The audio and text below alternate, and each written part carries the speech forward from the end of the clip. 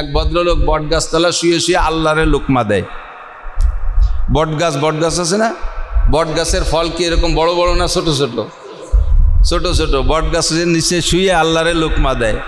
মাঠের দিক তাকায় দেখে 1.5 হাত লম্বা একটা কুমড়ো গাছ, তাতে 1 মণ ওজনের এক কুমড়ো হয়েছে আড়িয়াল বিলির ভিতরে। তো বট গাছ এত বড় গাছ, তার ডালের মাথায় ছোট ছোট একটু বড়ই সাইজের বট, আর 1.5 হাত লম্বা একটা কুমড়ো গাছে 1 মণ ওজনের কুমড়ো। আল্লাহরে লুকমা দিয়েছে। আল্লাহ পাক এ জায়গা মেজারমেন্টে ভুল করেছে। আল্লাহর হিসাব নিকাশে গলত। গাছ যত বড় হবে ফলটা তত বড় হবে, ফলটা যেটা বড় হবে সেটা বড় গাছে হতে হবে। এই বলে যে কুমড়ো গাছে একটুক গাছে এত বড় কুমড়ো আর এত বড় বট গাছে একটুক বট, এই অভিযোগ করার ভিতর যে বট দুটি ছুটি আইছে ওর চোখের উপরে পড়ছে। লাভ দিয়ে উঠে কয় লা ইলাহা ইল্লাল্লাহ মুহাম্মাদুর রাসূলুল্লাহ। আল্লাহ তোমার হিসাব নিকাশ ঠিক আছে, যদি এই দুটোই 1 মণে কুমড়ো হতো তাহলে আর আমার জানাজা করা লাগতো না, আমার জন্য কবর খুঁজা লাগতো না, কুমড়োর গাইতি মাটির তলে চলে যেতাম, ঠিক কি না? কেউ কোনোদিন কুমড়ো গাছতলা ঘুমায় না, বট গাছতলা বসে আর ঘুমায়। কাজেই আল্লাহ পাক বট ছোট করে দিছে। কন্যা সুবহানাল্লাহ। তোমার বুঝের অভাবে নানান জায়গা অভিযোগ করো। হাদিসে আসছে মাল্লাম ইয়াশকুরিন নাস লাম ইয়াশকুরিল্লাহ। যে মানুষের শুকর আদায় করতে জানে না সে আল্লাহর শুকর আদায় করতে জানে না। মানুষের যথেষ্ট ভালো কাজ করে, কিন্তু সামান্য ত্রুটি বিচ্যুতি দেখলে হাজারো ভালো কাজগুলোকে মানুষে ভুলে যায়। এটাই মানুষের স্বভাব। আল্লাহ পাক রব্বুল আলামিন মানুষের মাথা থেকে পায়ের তালু পর্যন্ত একটা বডির ভিতরে অসংখ্য দামি দামি পার্টস পাতি দিয়ে মানুষকে তৈরি করেছে, যার সবটার খবর আমি নিজেও জানি না। এমন এমন আজীব আজীব খাদেম দিয়ে আল্লাহ তাআলা আমাকে খেদমত করতেছে আমার দেহের ভিতরে, এটা আমিও জানি না। আমার মাথার ভিতরে যে মগজ তার কত দাম, আমার চোখের দুটো চক্ষু তার কত দাম, আমার হার্ট, লাংস, বাল্ব, কিডনি, পাকস্থলী, রক্ত, শিরা, উপশিরার কত দাম।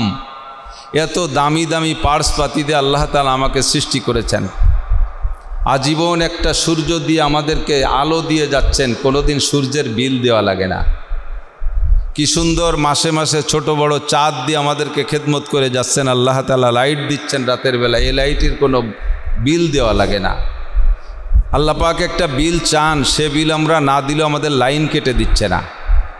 সরকারি বিদ্যুৎ ব্যবহার করি, 3 মাস বিল না দিলেই লাইন কেটে দিয়ে যায়, যায় কি যায় না? যারা ওয়াসার পানি ব্যবহার করেন তারা 3 মাস বিল না দিলে লাইন কেটে দেয়। যারা অন্য অন্য শহরে সরকারি সাপ্লাই গ্যাস ব্যবহার করে 3 মাস বিল না দিলে লাইন কেটে দেয়। অসংখ্য পানি আসমান থেকে আসতেছে, সাগর, সমুদ্র, নদ নদী, খাল বিল, টিউবওয়েল, পুকুর ইত্যাদির মাধ্যমে কত পানি ব্যবহার করি, কোনোদিন এই পানির বিল দেই না। এরও একটা বিল আছে না নাই? আছে না বিল? অবশ্যই বিল আছে। এ বিল টাকা দিয়ে পরিশোধ করা যায় না। এ বিলটা জানেন কি? এ বিল হলো নিয়ামত উপভোগ করে মুখে বলা আলহামদুলিল্লাহ, এ বললেই বিল পরিশোধ হয়ে যায়। কত সহজ করে দিছে আল্লাহ। একজন অসুস্থ মানুষ যদি হাসপাতালে যায়, আইসিইউতে যায়, তাকে কৃত্রিম অক্সিজেন দেয় না? তো কৃত্রিম অক্সিজেন তার জন্য দেয়। এই অক্সিজেনের দাম নেয় কত? যারা 2-1 বার ব্যবহার করেছেন, রুগী নিয়ে গেছেন, তারা জানেন। আমি এখনও কখনো এ জাতীয় রুগী নেইও নেই, আলহামদুলিল্লাহ আমি নিজেও এ জাতীয় রুগী হই নেই, কাজেই ওর বিল সম্পর্কে জানি না। যা শুনেছি তো মিনিমাম ঘন্টায় যদি 1000 টাকাও নেয়, তাহলে ঘন্টায় যদি 1000 টাকাও নেয় তাহলে 24 ঘন্টায় 24,000 টাকা। 1 মাসে কত টাকা?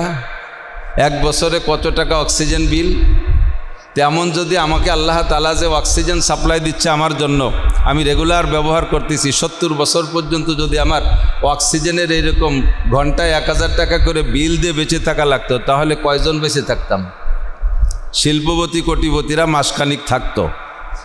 আমরা গরিব গুড়াবার পোলাপান, আমরা মার পেটেতেই ভয়তে মারা যেতাম। জন্ম নিয়ে লাভ নাই, বাপ রিক্সা চালায়, বিলও দিতে পারবে না, খালি খালি ওইয়ে লাভ নাই, ঠিক কি না? তো আল্লাহ তাআলা অক্সিজেন ফ্রি করে দেশে কি দেয় নাই? পানির বিল নেয় না, অক্সিজেনের বিল নেয়, তবে বিল আল্লাহ চায়, কিন্তু সে বিলটা আমরা দেই না। বিলটা বলছি তো একবার, কি বলেন তো? লাইন শাকারতুম লাযীদান্নাকুম। শ্বাস প্রশ্বাস ভালো, অক্সিজেন খুব সুন্দর পাচ্ছেন, বলেন আলহামদুলিল্লাহ। সুন্দর পানি পেয়ে বলি আলহামদুলিল্লাহ, সুন্দর আলো পেয়ে বলি আলহামদুলিল্লাহ। সমস্ত নেয়ামতের প্রতিদান আমরা কি দিয়ে দিতে পারি? সামান্য কিছুই না, একমাত্র আলহামদুলিল্লাহ। তো হাজারো লক্ষ কোটি মানুষ, 800 কোটি মানুষের ভিতরে প্রায় 600 কোটি মানুষ আলহামদুলিল্লাহ বলে না। নামে মাত্র 200 কোটি মুসলমান, তারা বললে বলল, বাকি 600 কোটি অমুসলমান তারা আলহামদুলিল্লাহ বলে না। তারপরও আল্লাহ তাআলা কি তাদের অক্সিজেন বন্ধ করে দিয়েছে? তাদের কোনো বিল লাইন কেটে দিয়েছে? কোনো বিল পরিশোধ নাই, তবু লাইন কাটে না, ঠিক না?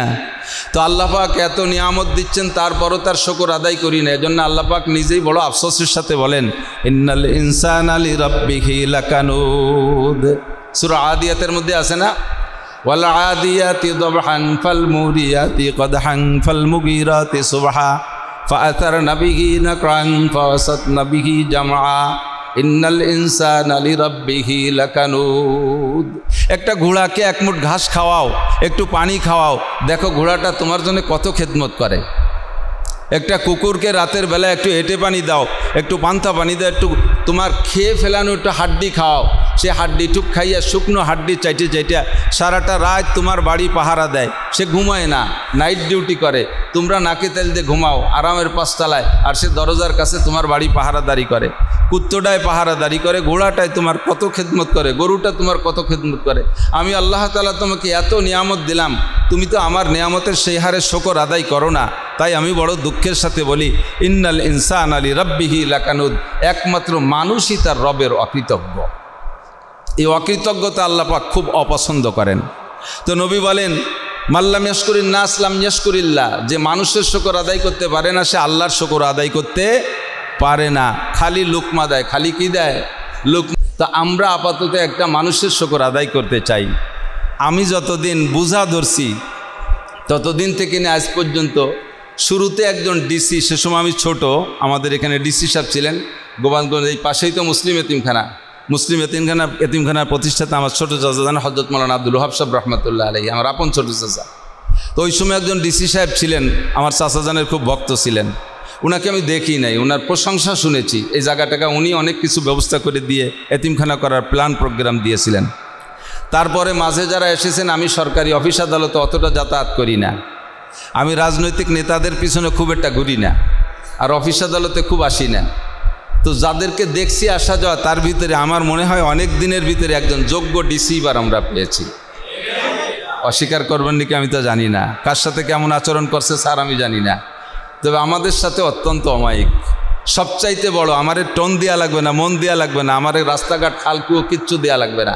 শুধু উনি যে এখানে বসে একজন হক্কানি আলেমের মতো কোরআন হাদিসের বয়ান দিলেন, এটা কি শুনেছি কারো মুখ থেকে? অনেক ডিসি চলে গেছে যারা মসজিদে ঢুকতেও পারে না, যেমন মহিলা ডিসিও তো একজন ছিল। ওনারা কি জায়গায় আনা যাবে কোনোদিনও? 5টা-6টা বোরকা পরাও কি আনা যাবে? তো এখানে আসার মতো একজন ডিসি পাইছি, বলেন আলহামদুলিল্লাহ। সেদিনকে আমাদের উলামায়ে কিরামদেরকে নিয়ে স্যার বসছিলেন, ডিসি স্যার এবং দায়রা জজ স্যার, এসপি স্যার, তারপরে চিফ জুডিশিয়াল ম্যাজিস্ট্রেট, ওনারা ছিলেন 4 জন, আমরা 10-12 জন আলেমদেরকে নিয়ে স্যারের বাসায় আমাদেরকে নৈশভোজ খাওয়ালেন, রাত্রে খানা খাওয়াইলেন। তো ওখানে বসে অনেক দরবার, অনেক কথা, সব কিছুর ভিতর দিয়ে বুঝলাম যে দাওয়াত ও তবলিগের মেহনতের একজন আশেক মানুষ উনি। বিসিএসের পরে চাকরিতে জয়েন্টের আগে সম্ভবত, একটু ভুল হতে পারে, উনি বললেন 4 মাস পাকিস্তানে 3 চিল্লা তবলিগে সময় লাগাইয়ে আসছে। ফিকির শুধু মসজিদ করবে কোন জায়গায়, কিভাবে মসজিদ করবে, কোন জায়গা ভালো একটা মসজিদ করবে, মসজিদের এলাকার মানুষগুলো কিভাবে নামাজি হবে, এটাই বলেছেন বিশ্বনবী সাল্লাল্লাহু আলাইহি সাল্লাম। ইযা কানা উমারাকুম খিয়ারাকুম, যখন তোমাদের নেতারা হবে ভালো, যখন নেতারা হবে ভালো। নেতা তো 2 ধরনের, রাজনৈতিক নেতা আবার আমলা নেতা। তো আমাদের আমলা নেতা, সরকারি কর্মচারী কর্মকর্তাদের ভিতরে যারা নেতৃস্থানীয়, এরা আমাদের নেতা। তো আমাদের ডিস্ট্রিক্টের নেতা বর্তমানে তো রাজনৈতিক নেতা নেই, তো আমাদের ডিস্ট্রিক্টের নেতা ডিসি স্যার। হুজুর বলেছেন ইযা কানা উমারাকুম খিয়ারাকুম, যখন তোমাদের নেতারা হবে ভালো। নেতারা হবে ভালো মানে গাঁজাখোরদের নজরে ভালো না, গাঁজাখোররা তো তারাই ভালো কাজ যে গাঁজা সাপ্লাই দেয়, ঠিক না? তাই তো নাকি বলেন? তো সাধারণ পাইকারি ভালো বলা না, যখন আল্লাহ যাকে ভালো বলবে, যে নেতাকে আল্লাহ ভালো বলবে। বেনামাজি নেতারে আল্লাহ ভালো কয়, ঘুষখোর নেতারে আল্লাহ ভালো কয়, সুদখোর নেতারে ভালো কয়, গাঁজা বা বিড়িখোর নেতারে ভালো কয়, দাড়ি কাটা দাড়ি শেষা নেতারে আল্লাহ ভালো কয়, বেনামাজি নেতারে আল্লাহ ভালো কয়। যে নেতা বউরে অর্ধ উলাঙ্গিনী করে নিয়ে পার্কে পার্কে বিভিন্ন জায়গায় সফর করে, তারে আল্লাহ আল্লাহ রসুল ভালো কয়। নামাজি নেতারে আল্লাহ ভালো কয়, দাড়িওয়ালা নেতারে আল্লাহ ভালো কয়। টুপিওয়ালা নেতারে ভালো কয় না, টুপিওয়ালারে ভালো কয়, নামাজিরে ভালো কয়, মানে না কতি একসাথে সবই না কয়, তো বুঝতেছে না, তা বোঝা যায়। দাড়ি কমা দেই নেই, পরীক্ষা করতেছি যে বুঝতেছেন কিনা। তো দাড়িওয়ালারা কি আল্লাহ ভালো কয়? টুপিওয়ালা সুন্নতওয়ালা আমাদের এই গোপালগঞ্জে মোটামুটি যারা একটু ভালো ফ্যামিলি, যারা গ্রামেতে এসে গোপালগঞ্জে বাড়ি টাড়ি করছে, তাদের প্রত্যেকের বাড়ি, আমার বিশ্বাস প্রত্যেকের বাড়ি খাদ্য রুম যেটা, তাকে কি বলে, ডাইনিং রুম। ডাইনিং রুমে ডাইনিং টেবিল চেয়ার আছে না নাই? আমার মনে হয় সব বাড়ি আছে, এমনকি হুজুরকে বাড়িও আছে, যারা একটু শহরীয় হুজুর, যারা আমরা গ্রামে পাবলিক হুজুর তো আমরা এখন চুলোর পেটি বইছে খাই। তো গ্রাম শহরে যারাই আছেন প্রত্যেকের বাড়ি ডাইনিং টেবিল আছে। আল্লাহে আল্লাহর কসম, মসজিদে বসে বলতেছি, স্যারের বাসায় সেদিন খানা খাইছি আমরা, 11 জন আলেম আর স্যাররা 4 জন, এই 15 জনে আমরা স্যারের বাসায় প্রত্যেকে দস্তারখানে বিছে খানা খাইছি, প্রত্যেকের জন্যই দস্তারখান। আরে একটা পলিথিন কিনে টানায় দিয়া দস্তারখানও বোঝা যায়, এই দস্তারখান হলো আজকের জন্য হুজুরকে দেখে কিনে আনছে, আর প্রত্যেকের জন্য পার্সোনাল দস্তারখান, বোঝা যায় যে এটা ওনার ঘরে ব্যবহার করার অভ্যাস আছে। এই ব্যবহৃত দস্তারখান আমাদেরকে দস্তারখানে খানা খাওয়াইছে। এজন্য হুজুর বলেন, ইদা কানা উমারাকুম খিয়ারাকুম, যখন তোমাদের নেতারা হবে ভালো, ওয়াগনিয়াকুম সুমহাকুম, ও জায়গা আর বেশি বললাম না, ওয়াগনিয়াকুম সুমহাকুম, তোমাদের ধনীরা হবে দানশীল, ধনীরা হবে দানশীল। ওয়া উমুরুকুম শুরা বাইনাকুম, তোমাদের প্রত্যেকটা কাজ সংসার থেকে সংসদ পর্যন্ত পরামর্শ সাপেক্ষে যদি হয়, পরামর্শ সাপেক্ষে, সংসারও চলবে পরামর্শ। আপনি আপনার বিবি বাল বাচ্চা নিয়ে পরামর্শ করবেন, আপনি আগামীকাল কি খাবেন স্ত্রীর সাথে সেটা আগে আজকে রাত্রে আলোচনা করবেন। আপনার মনে চাচ্ছে কাল সকালে বিরিয়ানি খাবেন, স্ত্রী চাইলে খুঁতফুটোয় তুইয়ে দিছে, খুঁতফুটানো বোঝেন তো, এমন না গোপালগঞ্জে এসে শহরে আইছেন, প্রায় তো বাড়ি গ্রামে আছে, খুঁতফুটানোর দাপড়া তো সবাই চেনে। আপনার খাইতে মনে চাচ্ছে অনেক কিছু, কিন্তু স্ত্রী পাকায় রাখছে উল্টো পাল্টা, সকালবেলা দেখেই মিজাজ খারাপ, ভাতের প্লেটটা ফিকে মেরে দিয়ে এটি চলে যাবেন। যদি রাতের বেলা পরামর্শ থাকতো তাহলে এই গঞ্জাম বাঁধত না, ঠিক না? পোশাক আশাক কিনবেন সেটাও পরামর্শ সাপেক্ষে, ঘর বাড়ি করবেন পরামর্শ সাপেক্ষে, সংসার চালাবেন পরামর্শ সাপেক্ষে, ইউনিয়ন, থানা, জেলা, বিভাগ, দেশ এ যদি পরামর্শ সাপেক্ষে চলে, তাহলে আল্লাহ নবী বলেন ফাজহরুল আরদে খায়রুম মিন বাতনিহা, তখন তোমাদের মাটির নিচের চাইতে উপরিভাগ শান্তিময় হবে, মরার চাইতে বেঁচে থাকার মধ্যে তোমাদের শান্তি। কথা বলুন ঠিক কি ঠিক না? এরকম যদি নেতারা হয় প্রত্যেক, আমি বহুবার বলেছি ওয়াজের ভিতরে যে বাংলাদেশের 64টা জেলা আছে, 64টা ডিস্ট্রিক্টে 64 জন ডিসি আছে, একটু মনের থেকে সাক্ষী দেন, 64 জন ডিস্ট্রিক্ট প্রধান, হ্যাঁ, ডিসি যদি এরকম হতেন তাহলে সব জায়গায় দাওয়াত দিতেন, সব জায়গায় মসজিদ করতেন, সব জায়গায় কলেমার দাওয়াত হতো, সব জায়গায় তবলিগের কাজ হইতো, তাহলে মানুষ আরও অনেক বেশি নামাজি হতে বাধ্য হতো। আর বহু ডিস্ট্রিক্ট ডিসি আছে যারা শুক্রবারে কি জুমর নামাজ না তারাবির নামাজ এই জানে না, জানাজা পড়তে যাই এই দিন নামাজ পড়িয়ে ফেলায় দেয় ডিসি সাহেব, পড়তে দাঁড়াইছে জানাজা, আচ্ছা ঘন ঘন কানে তকবির দেয়, কানে উলো দেয়, এটা ঈদিন নামাজের কারবার না? জানাজা ভর্তি যায় ঈদ পড়িয়ে বেলায় দেয়। আমি একজন ডিসির কাছে শুনেছি, যেটা বাস্তব বলতেছি, তৎকালীন আমাদের প্রধানমন্ত্রী জননেত্রী শেখ হাসিনা, ওনার একটা ওখানে ডিসিদের একটা সম্মেলন করেছিলেন শুক্রবারে। তো জুমার দিন যখন আজান দেছে তখন উনি বললেন আমিও নামাজ পড়ে আসি, আপনারাও নামাজ পড়ে আসেন। তো সব ডিসিরা বেরোয় গেছে, এক ডিসি বলতেছেন আমার পাশে যে ডিসি তারে বললাম দোস্ত চলেন যে নামাজ পড়ে আসি। উনি বললেন কি নামাজ পড়তে অনুমতি ছুটি দিল? প্রধানমন্ত্রী কি নামাজ পড়তে ছুটি দিল? কয় যে আজকে শুক্রবার, আর শুক্রবারে কি আলাদা কোনো নামাজ আছে? এ জানেই না ডিসি মুসলমান। আমি এক এলাকায় মাহফিলে গেছি, মাহফিলের থেকে ওই মসজিদে নামাজ পড়তে, তো যে বাড়ি বসছি ওই বাড়িওয়ালার জামাই বিএসসি টিচার, হাই স্কুলের বিএসসি টিচার অঙ্কের স্যার না, উনি তো স্কুলের ভিতরে ভালো একজন শিক্ষক। তো উনি হাঁটার ভিতর দিয়ে মাগরিবের শীতকাল, কঠিন শীত, কুয়াশার ভিতরে আমি আর উনি হেঁটে যাচ্ছি মসজিদে, উনি আমার বলতেছে হুজুর ধরেন এই যেতে এইমাত্র অজু করে আসলাম, পেশাব পায়খানা করে জড়িয়ে সাপ হইয়া অজু করে আইছি, এখন মসজিদে আমি তো ওই অজু দিয়ে এখনও নামাজ পড়ি নেই, তো মসজিদে ঢোকার আগে যদি আমার আবার পেশাব আসে বা বাই হয়ে যায় বা পায়খানায়, তাকে নামাজের আগে আবার অজু বানাতে হবে? আমি বললাম যে জি স্যার বানাতে হবে। তো উনি বলতেছে কে, যে অজু দিয়ে আমি নামাজ পড়বো বলে অজু বানালাম সেই অজু দিয়ে তো পড়ি নেই, ওই অজুর নামাজটা আমার পাওনা রয়েছে। বিএসসি টিচার হেসে উড়োই দিয়ে না, বাস্তব এরকম বহুতজন আছে না নাই? বহুতজন আছে এরকম, হ্যাঁ। তাহলে আমাকে নামাজি হইতে হবে, আমাকে শিখতে হবে। ফাজাহরুল আরদে খায়রুম মিন বাতনিহা, হুজুর বলেন যখন তোমাদের ভিতরে এরকম মানুষগুলো তৈরি হয়ে যাবে, কথা এসে গেছে বলে কোন জায়গাতে যেন সরে চলে আসি, তো ফাজাহরুল আরদে খায়রুম মিন বাতনিহা, আমাকে দস্তারখান বিছে খানা খেতে হবে, নবীর সুন্নতের পাবন্দি করতে হবে। এটা সব মানুষের জন্য না, খালি হুজুরকে জন্য? সব মানুষের জন্য। আমরা সেদিন স্যারের সামনে দোয়া দিয়ে আসছি, স্যারের কাছে বলে আসছি, স্যার যদি থাকা সম্ভব হয় একের জোর করে যদি সরকার টাইম দিয়ে প্রমোশন দিয়ে নিয়ে যায়, তাহলে তো আমরা দড়ি কাছে দিয়ে বান্ধিও রাখতে পারবো না। তো যদি থাকা সম্ভব হয় তাহলে কমপক্ষে আরেকটা বছর থেকে যান আমাদের কাছে। আমাদের এই গোপালগঞ্জে কতগুলো মাদ্রাসা আছে আমি হুজুর হইও জানি না, অথচ সব মাদ্রাসা আমি মাহফিল করি। কতগুলো মাদ্রাসা আমি জানি না, স্যারের কাছে শোনেন উনি জানে কতগুলো মাদ্রাসা।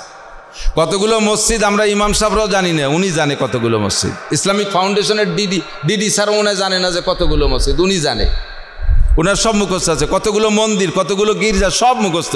এক বছরের ভিতরে এত মুখস্থ করলো কিভাবে? কোন গ্রামে কোন জায়গার রাস্তা খারাপ আছে, কোন জায়গা নদী ভাঙতিছে, সব জানে।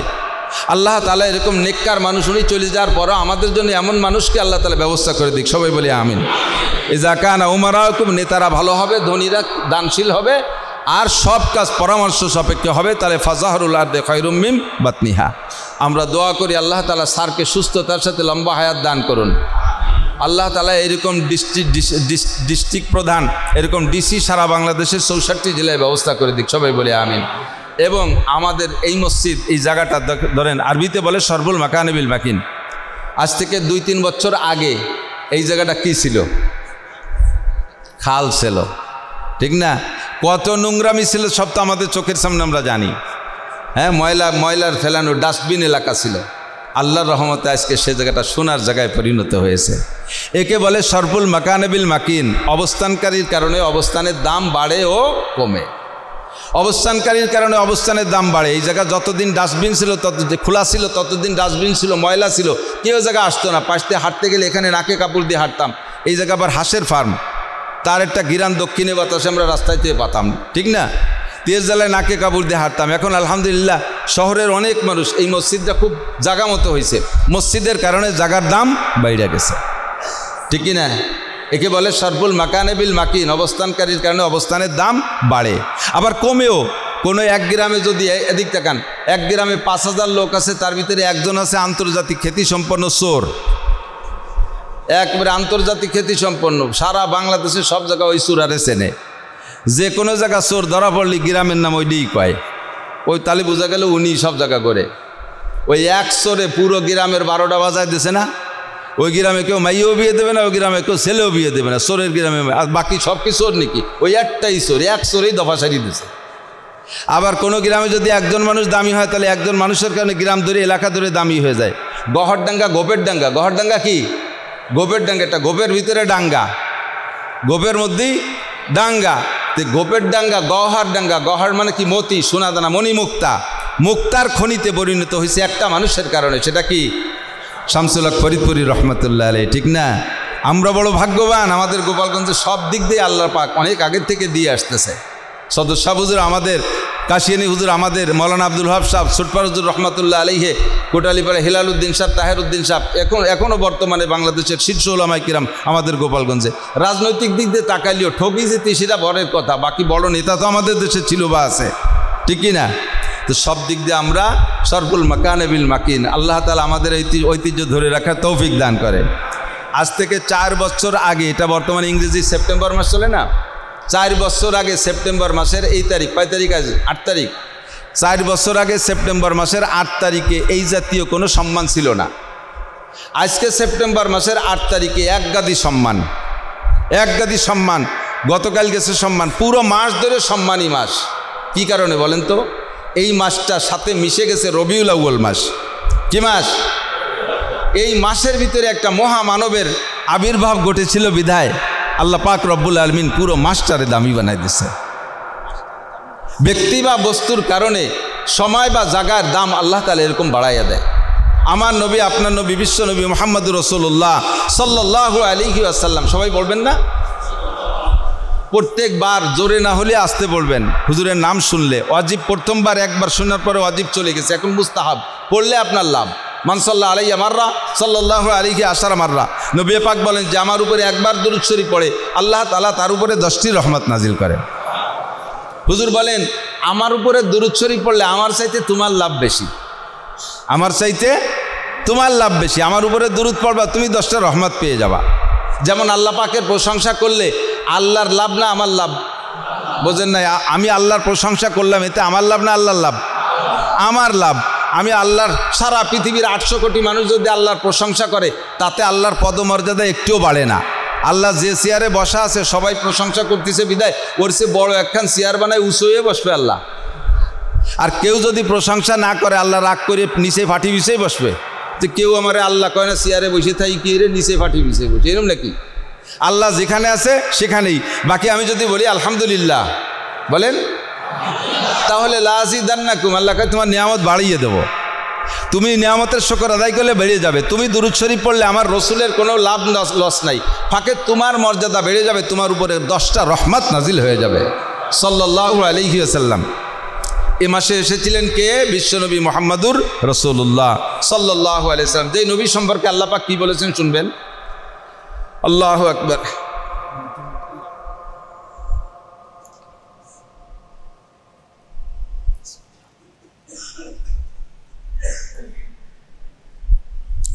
ওয়ামা আরসালনাকা ইল্লা কাফাতাল লিন্নাস নাযীরা। হে নবী আপনাকে আমি পাঠিয়েছি সারা দুনিয়ার মানুষের জন্য বাশীরা ওয়া নাযীরা। একটু বুঝবেন, খেয়াল করবেন সবাই, খেয়াল করতেছেন? কাফাতাল লিন্নাস বাশীরা ওয়া নাযীরা। কাফাতাল লিন্নাস মানে গোটা মানব জাতি, বাশীরা ওয়া নাযীরা সুসংবাদদাতা এবং ভীতি প্রদর্শক হিসেবে পাঠিয়েছি। ওয়ালাকিন্না আকসারান নাসি লা ইয়ালামুন, কিন্তু অধিকাংশ মানুষ বোঝে না, জানে না। নবীকে পাঠিয়েছে সারা দুনিয়ার মানুষের জন্য। আমার নবী কি সারা দুনিয়ার মানুষের জন্য নেতা হওয়ার যোগ্যতা রাখে কি রাখে না? মনের থেকে বলেছেন, মনের থেকে বলেছেন। দুনিয়ার নেতা, আখিরাতের নেতা, রাজনৈতিক নেতা, ধর্মনীতির নেতা, সমাজনীতির নেতা, যে দিক দিয়ে বলবেন সেই দিকের যোগ্যতা নবী পাকের মধ্যে আছে না নাই?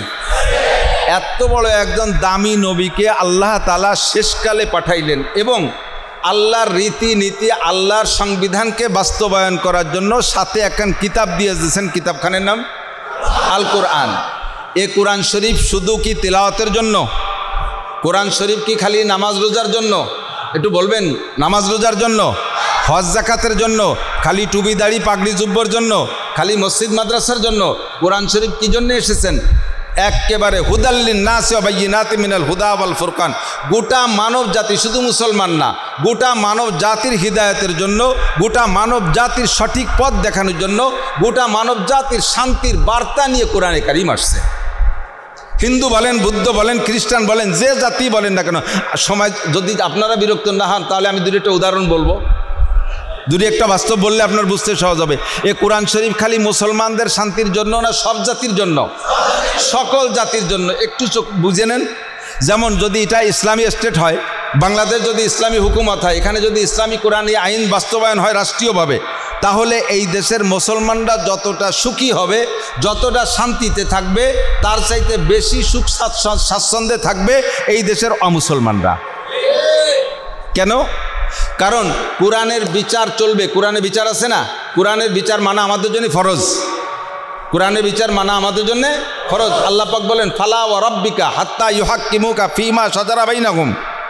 তোমরা অতক্ষণ, আমি আমার জাতের কসম খেয়ে বলি, আল্লাহ বলতেছেন আমি আমার জাতের কসম খেয়ে বলি, লা ইউমিনুনা, তোমরা অতক্ষণ পর্যন্ত ইমানদার হতে পারবে না, হাত্তা ইউহাক্কিমুকা ফীমা শাজারা বাইনাহুম, যতক্ষণ পর্যন্ত তোমাদের ভিতরের ঘটিত গ্যাঞ্জাম, তোমাদের ভিতরে সংগঠিত সমস্যাগুলোর বিচার কোরআনে করে আর এবং আমার রসুল করে, এই রসুলের দিয়া রসুলের করা বিচারকে যতক্ষণ তোমরা মেনে নিতে পারবে না, অতক্ষণ তোমরা ইমানদারই হতে পারবে না। তাহলে বোঝা যায় বিচার বিশ্লেষণের জিম্মাদারি কার? রসুলের কাছে। কার কাছে একটু বলেন? রসুলের কাছে। ঠিক কি ঠিক না? তা আমার নবী সর্বক্ষেত্রে যোগ্য, আমার নবী সর্বক্ষেত্রে পারফেক্ট। এখন কোরআন দিয়ে নবী বিচার করেন। খেয়াল করেন, ইসলামী স্টেট হলে মুসলমানের চাইতে অমুসলমানরা, ওই দেশে যারা সংখ্যালঘু থাকে তারা বেশি সুখী হয়। তার কারণ হলো কোরআনের বিচার চলবে মুসলমানদের উপরে। কাদের উপরে? কোরআনের বিচার কি? এক নম্বরে আস-সারিকু, একটা দূরে একটা বলি, আস-সারিকু আস-সারিকাতু ফাকতাউ আইদিয়াহুমা জাযাআম বিমা কাসাবা নাকালাম মিনাল্লাহ। চোর এবং সুন্নি, সুন্নি বোঝেন তো, মহিলা চোররে কি কয় চোরনি, তাই ওই সংযোগ করে কয়, সন্ধি করে কয় চুন্নি। চোর আর সুন্নি যদি ধরা পড়ে ফাক্তাউ আইদিয়া হুমা, হাত কেটে দাও। এই হাত কাটতে হবে চোর আর সুন্নি ধরা পড়লে। এই বিচার কোনো ওই মুসলিম কান্ট্রিতে যদি কোনো হিন্দু চোর আর হিন্দু চুন্নি ধরা পড়ে তারে হাত কাটা যাবে না, কারণ তারা কোরআন মানে না। কোরআনের বিচার যদি তাকে করা হয় তাহলে সে সেটা জুলুম মনে করবে, তার হাত কাটা যাবে না। তাকে অন্য নর্মাল বিচার করে, তাকে সেভাবে বিচার করে দেশের ভিতরে শান্ত পরিবেশ গঠন করতে হবে যাতে চুরি না বাড়ে। একটা অন্য বিচার আছে, নর্মাল বিচার, সেটা তার জন্যই করো, কিন্তু হাত কাটা বিচারটা চলবে মুসলমানদের। তাহলে মুসলিম কান্ট্রিতে কোরআনের বিচার হবে হাত কাটা, এটা পাবে মুসলমানরা। ওই দেশে অমুসলমানরা যদি চুরি করে তাদের হাত কাটা হবে না, তাহলে সুবিধে মুসলমানের চাইতে অমুসলমানরা বেশি পাইল কি পাইল না। 2 নম্বরে আজ্জানিয়াতু আজ্জানি ফাজলিদু কুল্লা ওয়াহিদিন মিনহুমা মিয়াতা জালদা।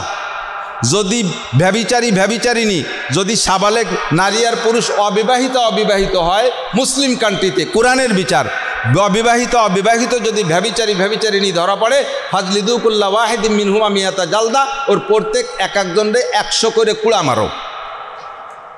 কিন্তু ওই মুসলিম কান্ট্রিতে যদি অমুসলমান হিন্দু বৌদ্ধ খ্রিস্টানরা জেনা করে ধরা পড়ে তাদেরকে 100 কুড়া মারবা না। ওদেরকে এই বিচার করলে ওরা জুলুম মনে করবে, ওরা এই কোরআন মানে না, বিদায় কোরআনই বিচার তাদের জন্য না, তাদের জন্য সহজ কোনো পদ্ধতি আবিষ্কার করো।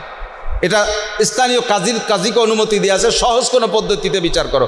তাহলে দেখেন মুসলমান যদি ব্যভিচারিণী হয় তাহলে তাদের বিচার হলো তাদের 100 কুড়া মারতে হবে। সেই রাষ্ট্রের মধ্যে অমুসলমানরা থেকে কুড়া রাতেতে বেঁচে যাচ্ছে, তাহলে সুবিধে মুসলমানের বেশি না অমুসলমানের? এটা কোরআনেই সুবিধা দিয়ে দিয়েছে। অশ্বাইক তো জানা যা ফারজুমুহুমা, কোরআনের বিচার হলো মুসলিম কান্ট্রিতে যদি বিবাহিত নারী আর পুরুষ ব্যভিচার করে ধরা পড়ে, জিনা করে ধরা পড়ে, তাহলে তাদেরকে পাথর মেরে শেষ করে দাও। ফারজুমুহুমা, 2 জনকে পাথর মারো। এটা মুসলমানদের জন্য কোরআনের বিচার। কিন্তু ওই মুসলিম কান্ট্রিতে যদি অমুসলমানরা বিবাহিত জিনা করে ধরা পড়ে তাদেরকে পাথর মেরে শেষ করবে না, তাদেরকে অন্য নর্মাল বিচার করো। তাহলে দেখেন কোরআনের সংবিধান যদি চলে তাহলে মুসলিম কান্ট্রিতে মুসলমানের চাইতে অমুসলমানরা সুবিধা বেশি পায়। এবং কোরআনের সংবিধান হলো, হাদিসের সংবিধান হলো, মুসলিম কান্ট্রিতে কোনো অমুসলমানরা যদি থাকে তাদের ধর্মীয় অনুভূতিতে আঘাত করা জায়েজ নাই। তাদের মন্দির ভাঙ্গা যাবে না, তাদের মূর্তি ভাঙ্গা যাবে না, তাদের পূজা পাঠে বাধা দেওয়া যাবে না, তাদের কোনো ইবাদত বন্দেগীতে আঘাত করা যাবে না, তাদের দেবদেবীকে কোনো সমালোচনা করা যাবে না। যদি করো, হযরত ওমর ইবনে খাত্তাব বলেন, যদি কোনো মুসলমান নিরাপত্তা দেওয়া অমুসলমানদের কোনো মন্দিরে আঘাত করে তাহলে ন্যূনতম তাকে 6 মাস জেলে রাখা হবে। চিন্তা করতে পারেন। তাহলে সব কিছু মিলে আমরা এভাবে হাজারও দেখাই দিতে পারবো, সময় সেদিক নষ্ট করব না। তো এতটুকু আমি নমুনা বুঝাই দিছি যে কোরআনের সংবিধান সারা দুনিয়ায় সবচাইতে শান্তির সংবিধান কিনা, কথা বলেন। আল্লাহ পাক রব্বুল আলামিন 2টা কথা মনে রাখছেন। একটা হলো নবীকে পাঠাইছে সারা পৃথিবীর জন্য, গোটা মানব জাতির জন্য, এবং মেয়াদ কতদিন? কিয়ামত পর্যন্তর জন্য, তাই তো নাকি বলেন? 2 নম্বরে যেই সংবিধান বই দিয়ে পাঠাইছে সেটাও সর্বজাতির জন্য একভাবেই প্রযোজ্য, কোনো জাতির জন্য জুলুম করে না, সুন্দর ন্যায় বিচার করে কোরআনে, ঠিক তো? তাহলে এমন সুন্দর নবী, আর খেয়াল করেন যে জায়গায় যাব বলে খেয়াল করছি, এমন সুন্দর নবী, এমন যোগ্য নবী, আর এমন কিতাব, এই কিতাবরে আর এই নবীরে আদম আলাইহিস সালামের প্রথম সন্তান হিসেবে পাঠাই দিয়ে, যে আল্লাহ নবী মুহাম্মদুর রাসূলুল্লাহ আদম আলাইহিস সালামের প্রথম সন্তান, আর ওনাকে কিতাবও দেওয়া হবে ওই কোরআন সেই সময়। তা আমার নবী যদি সবচেয়ে আগে আসতেন আর কোরআন শরীফ নিয়ে আসতেন তাহলে পরে আর 315 জন 313 জন রসুল লাগতো না, 2.5-3 লক্ষ নবী লাগতো না, আর 104খানা আসমানি কিতাব লাগতো না। এক কোরআন শরীফই কিয়ামত পর্যন্ত জন্য যথেষ্ট হতো, আর এক নবী কিয়ামত পর্যন্ত জন্য যথেষ্ট হতো। কথা বলুন ঠিক কি ঠিক না? কিন্তু আল্লাহ তাআলা তা করেন নাই। আল্লাহ কি করেছেন? সেই শ্রেষ্ঠ নবীরে পাঠাইছে সবার শেষে, আর আগে অনেক নবী রসুল পাঠাইছে। আদম আলাইহিস সালাম থেকে নিয়ে ঈসা আলাইহিস সালাম পর্যন্ত 2.5 থেকে 3 লক্ষ নবী রসুল, আর আসমানি কিতাব 104খানা। আল্লাহ তাআলা এত কিতাবের এত নবী রসুল কেন দিলেন? কথাটা একটু বোঝার খেয়াল করেন। সেটা হলো, কারণ হলো যে ছাত্র যেমন, পাঠ্যপুস্তক তেমন, উস্তাদও তেমন, আর তার প্রতিষ্ঠানও তেমন। সব পাঠ্যপুস্তক সব ছাত্রের জন্য উপযোগী নয়। সব শিক্ষকও সব জায়গা প্রযোজ্য নয়, সব প্রতিষ্ঠান সব ছাত্রের জন্য মানানসই নয়। কথা বলেন, বিশাল বিশাল বিল্ডিং বানাইছে বিশ্ববিদ্যালয়ের ভিতরে, যেগুলো এই সব বিল্ডিংয়ের ভিতরে যদি কেজি কিন্ডারগার্টেনের পুলা পান্ডে ডুবে দিয়ে যাত্রা হরিয়ায়, এ দেখতে কেমন দেখা যায়? তো এই কেজি কিন্ডারগার্টেনের প্রাইমারি শিক্ষকের ছাত্রের জন্য বিশ্ববিদ্যালয়ের ওই ডক্টর শিক্ষক লাগে না, তাদের জন্য যেমন শিক্ষক লাগে সেই রকম শিক্ষক, তাদের জন্য যেমন ঘর লাগে ওই রকম ঘরও সরকার বানাইছে, তাদের জন্য যেমন বই লাগে সেই রকম বইও বানাইছে। প্রাইমারির ছাত্রও যেমন তার বইও তেমন, তার জন্য শিক্ষকও তেমন, তার জন্য ঘরও তেমন। এরপরে হাই স্কুল আর একটু প্রমোশন হয়েছে, তার জন্যে ছাত্রও যেমন, উস্তাদও তেমন, তার বিদ্যালয়ও সেরকম। হাই স্কুলের ছাত্ররা যদি প্রাইমারির বই দেয় তারা তৃপ্তি পাবে না, আবার প্রাইমারিওয়ালারা যদি হাই স্কুলের বই দেয় সে খাইতে পারবে না। ঠিক কি ঠিক না? এই ক্যাটাগরিতে আল্লাহ তাআলা আদম আলাইহিসসালাম থেকে নিয়ে ঈসা আলাইহিসসালাম পর্যন্ত সমস্ত উম্মতকে যেভাবে বন্টন করেছেন, তো প্রথম শ্রেণীর উম্মত এরা কেজি কিন্ডারগার্টেন শিশু শ্রেণীর উম্মত, কাজেই তাদের জন্য আল্লাহ তাআলা সেই জাতীয় আসমানি কিতাব এবং সেই সাইজের যোগ্য নবী দিয়ে আল্লাহ তাআলা পাঠিয়েছেন। ছাত্র যেমন, বিদ্যালয় তেমন, পুস্তকও তেমন, তাদের উস্তাদও তেমন। ধীরে ধীরে তারা একটু বাড়তে বাড়তে বাড়তে বাড়তে হযরত ইব্রাহিম আলাইহিসসালামের সময় আইসা এরা হাই স্কুলে উঠছে, প্রাইমারিতে হাই স্কুলে আসছে। ছাত্রর সাইজ কি? মিস্টার নমরুদ ছাত্র দেখছেন, আন্তর্জাতিক খ্যাতি সম্পন্ন দামড়া মিস্টার নমরুদ। ওরে আগের বই পড়াইয়ে ওরে তৃপ্তি দেওয়া যাবে না, আগের উস্তাদ দিয়ে ওরে সাইজ করা যাবে না।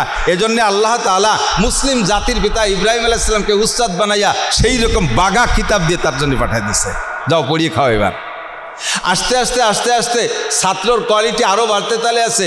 মুসা আলাইহিস সালামের সময় আইসা ছাত্র সব হাই স্কুল কলেজে চলে গেছে। এখন কলেজের ছাত্ররা যদি প্রাইমারির বই দেয় সে তৃপ্তি পাবে, কলেজের ছাত্ররা যদি হাই স্কুলের শিক্ষক দিয়ে পড়ায় সে তার কাছে পড়তে যাবে না। কাজেই উস্তাদও সেরকম বানাইছে। ছাত্র কারা?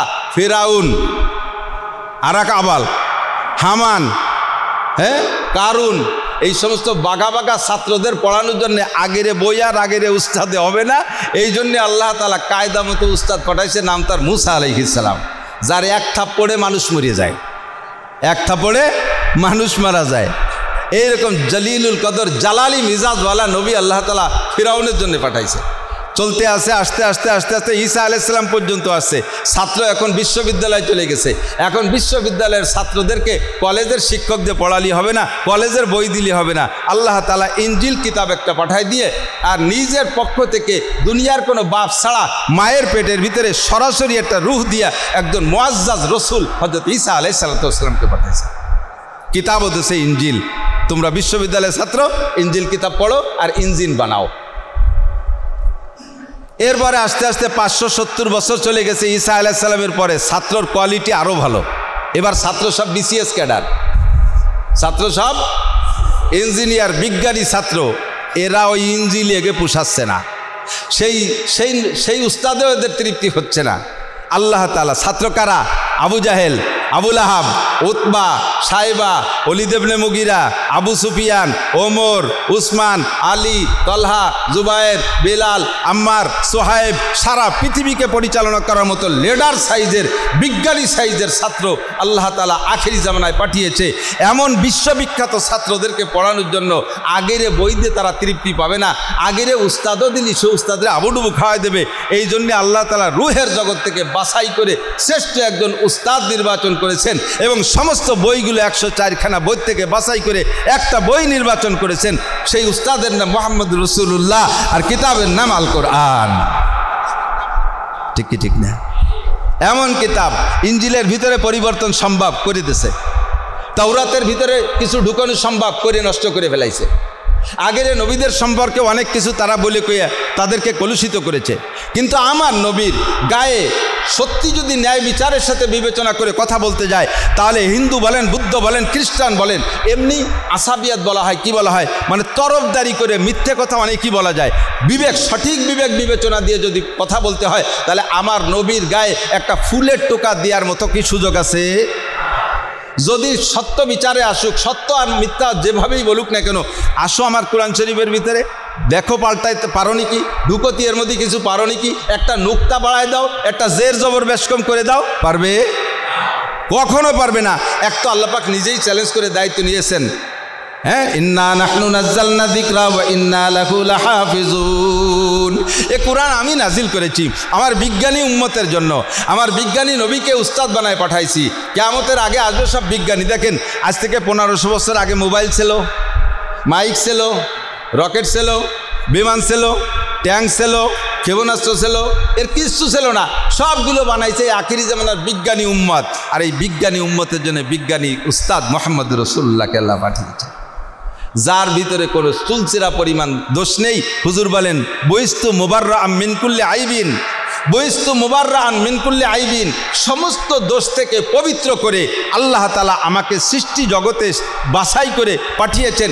এবং দুনিয়ায় আসার পরে এই কলুষ দুনিয়া, এই নোংরা দুনিয়ার নোংরামি যাতে আমার ভিতরে জজব না করে, আমার কলবে জাগা না নেয়, কলবের ভিতরে সেই নোংরা যোগ্যতা যাতে ঢুকে না পড়ে, এই জন্য আমার জীবদ্দশায় চারবার একে একে বুকরে ফাইয়া অপারেশন করে হাড়, লাঞ্চ, বাল, কলিজাকে আল্লাহ তাআলা জান্নাতি নুরানি পানি দিয়ে ধুয়ে মুছে পরিষ্কার করে দিয়েছে, যাতে গুনাহকে কালেকশন করার মতো যোগ্যতা হুজুরের হার্টের মধ্যে নেই। বইস্তু মুবাররাআন মিন কুল্লি আইবিন, আমার নবী সম্পর্কে কাহারও সমালোচনা করার সুযোগ নেই। আপনারা যারা জেনারেল বই পুস্তক পড়েন দেখবেন মাঝে মাঝে দুই একটা বই পাবেন, বিশ্বসেরা 100 জন মহামানব, বিশ্বসেরা 100 জন, এর একটা তালিকা করছে। এই 100 জনের উপরের নামটা কার? মুহাম্মদুর রাসূলুল্লাহ। লিখেছে খ্রিস্টানরা, লিখেছে কারা? খ্রিস্টানরা, অমুসলমানরা লিখেছে, তাও প্রথম নামটা মুহাম্মদুর রাসূলুল্লাহ। বিশ্বসেরা 10 জন, 100 জনেতে কমে 50 জন, এ 50 জনের একজন প্রথম জন মুহাম্মদ। এরপরে বিশ্বসেরা 10 জন, তার ভিতরে 1 নম্বর মুহাম্মদুর রাসূলুল্লাহ। বিশ্বসেরা 3 জন, তার ভিতরে 1 নম্বর মুহাম্মদ রাসূলুল্লাহ। বিশ্বসেরা 1 জন, সেই একজনই মুহাম্মদুর রাসূলুল্লাহ সাল্লাল্লাহু আলাইহি ওয়াসাল্লাম। খুশি না বেজার? এমন নবীর উম্মত হতে পেরে খুশি না বেজার? হাসরের মাঠে আল্লাহ তাআলা, নবী নিজেই বলেন, আমার উম্মতের সুফয়সালা হওয়ার আগে, আমার উম্মতের সুফয়সালা হওয়ার আগে আল্লাহ তাআলা ইব্রাহিম আলাইহিস সালামের সাথেও কথা বলবে না। আমার উম্মতের আইসো পাইসো, আড়াই নিয়ে বাড়াই নিয়ে, আগায় নিয়ে ফেলাই নিয়ে, কুনা কাটা যেখানে যা আছে না কেন, এর কোনো একটা ফয়সালা বাকি থাকতে আল্লাহ তাআলা ইব্রাহিম আলাইহিস সালামের সাথে কথা বলবে না, আদম আলাইহিস সালামের সাথে কথা বলবে না, কোনো মুসা ঈসার সাথে কথা বলবে না। আমার উম্মতকে আল্লাহ তাআলা ময়দানে মাশারে আমার ওসিলায় আলাদা মর্যাদা দিয়া এদের উত্তম ফয়সালা করার পরে তারপর অন্য নবীদের সাথে কথা বলবেন। বলেন না সুবহানাল্লাহ। তাহলে আপনি এত বড় নবীর উম্মত হওয়ার পর বেজার না খুশি? শুধু খুশি থাকলেই হবে না, তার সাথে কিছু মিলও থাকতে হবে।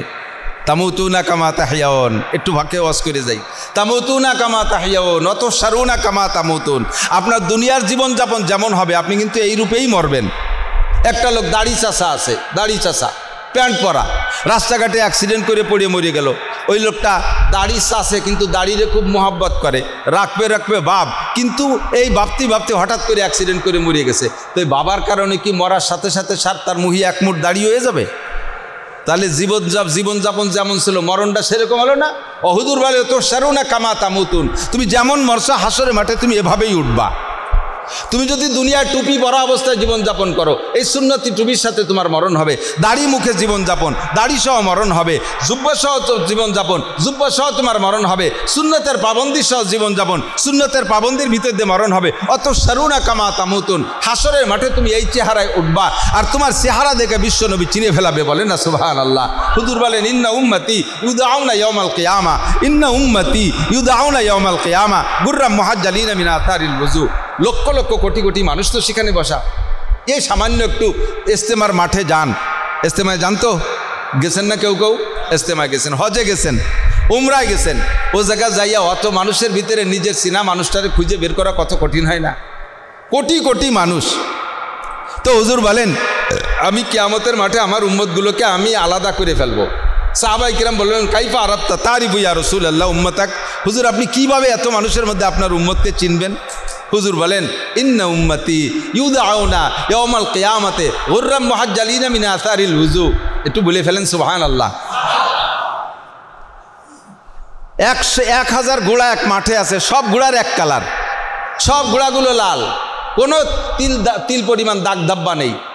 একটা ঘোড়ার ভিতরে বেশ কম বোঝা যায় না, সব একই সাইজ মাপি মেপে নিয়েছে। সেনাবাহিনীর ঘোড়া মাপি মেপে নিয়েছে 5 ফুট 6 ইঞ্চি।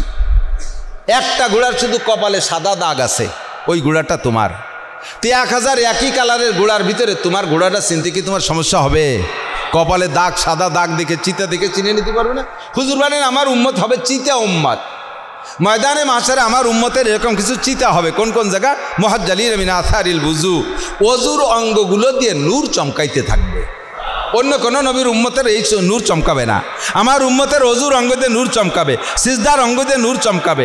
কপালের সিজদা দিচ্ছে এখান দিয়ে, মাথা মোছে করছে মাথা দিয়ে নূর, হাতের কেনু পর্যন্ত নূর, টাকনুর নিচের টুকে নূর, হাঁটু লাগাইছে সিজদার ভিতরে এখান থেকে নূর। এই নূরানি চেহারা দেখে দেখে আমি আমার সব উম্মতকে বাছাই করে জান্নাতে ঢুকই দেব।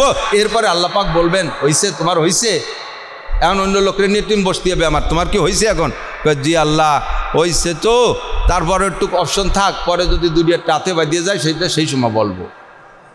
আল্লাহকে ঠিক আছে, তোমার জন্য এ দরজা থাকবে অনাদি অনন্তকাল। কন্যা সুবহানাল্লাহ। আমি এমন নবীর উম্মত হতে পেরে বলি আলহামদুলিল্লাহ। লাকাদ জাকুম, দুনিয়াটা ভুল ভেঙে নিতে হবে। রাজি আছেন তো ইনশাআল্লাহ? দুনিয়াটা ভুল ভেঙে নিতে হবে।